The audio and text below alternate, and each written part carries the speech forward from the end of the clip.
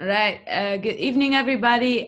Today we were in a sell on NZDUSD, which was the sell was in ticker tocker, which is the entries were uh, 0.64285 until this price didn't catch our last sell limit, but it did get pretty like in here. So you would have like had multiple entries. I would say this is not a GBP pair, so let's say like every 2 to 3 pips you would have had an entry, and our first entry was here.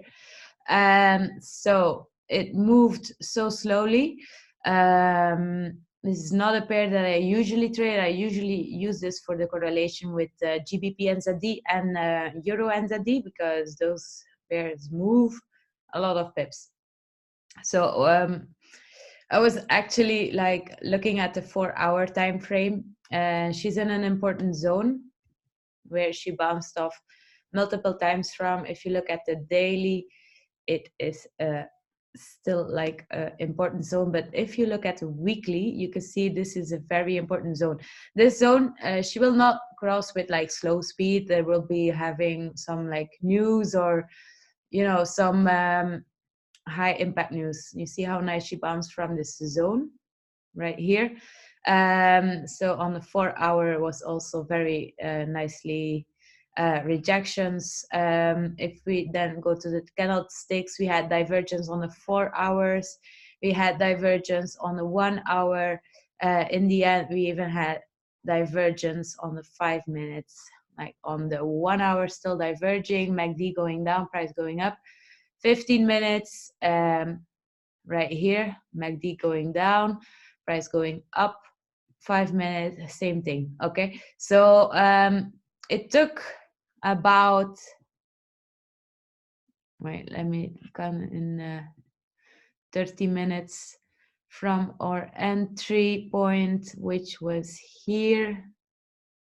Took her about like 8 times 30 minutes, so 4 hours for her to finally start dropping. So 4 hours I watched this chart like moving 1 pip in an hour, so I got pretty tired of her. So finally she started rejecting, and it took her a while to go all the way down. Anyway, we had some profits, but I don't see this pair like as my favorite trading pair. I did see a nice setup, but I never thought it was going to be so slow. So anyway, in the end, it moved a little bit faster, and then until TP1. Now, I closed out around here.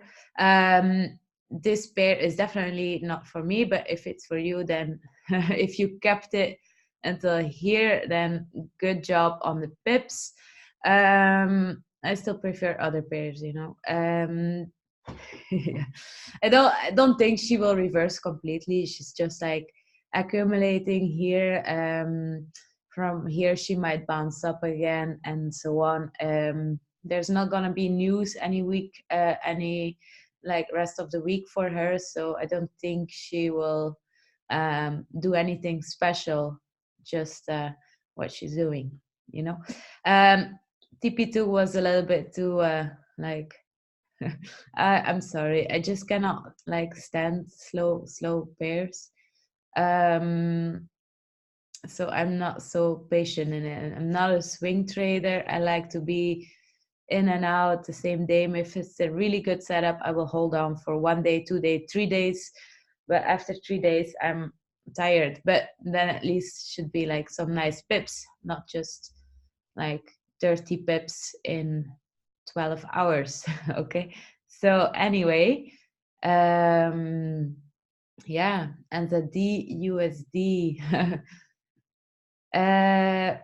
I thought just this morning I was looking for a nice setup for you guys, and I thought this was a nice one. Zone divergence sell, right? Uh, like the stop loss, like on NZDUSD, you don't need such a big stop loss, but I'm used to taking like stop losses of 50 pips.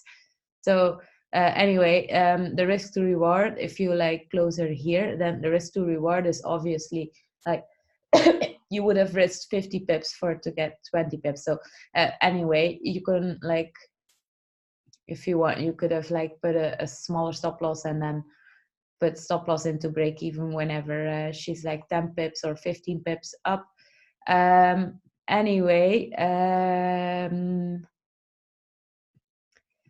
if you look at the higher time frame, it might be actually time for her to like start growing, but she needs a lot more speed and momentum for her to cross this barrier. So we'll probably be at some news event.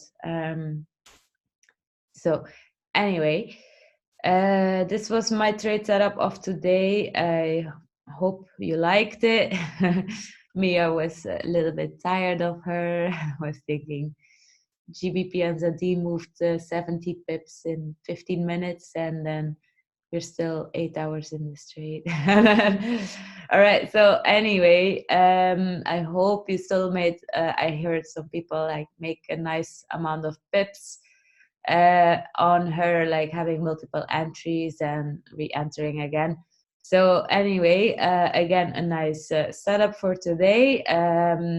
As I do my risk management, I only take one setup a day, but you know, once my stop loss into profit, I also took Euro GPY down. I didn't put her in the trade ideas, but we talked about it on the live broadcast.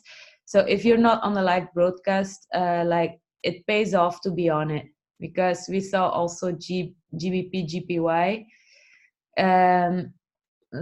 Was one person in here, and it's looked like a really nice zone. Like, look how nice she reacts from it. Like, you can expect like a fake out, but once you see that wick, you can always enter here. And I took Euro GPY because I had a nice setup on her for like you have this fake out and you pull back, she comes back again, she gives a nice rejection, you just sell it. All right, didn't send it out, but if you were on the live broadcast, you might have taken it. Have a very nice evening, and so yeah, it's just remain profitable and remain consistent, you know. NZDUSD is probably now like a little bit, maybe like rejecting this. So we can see some nice reaction from her correlated pairs.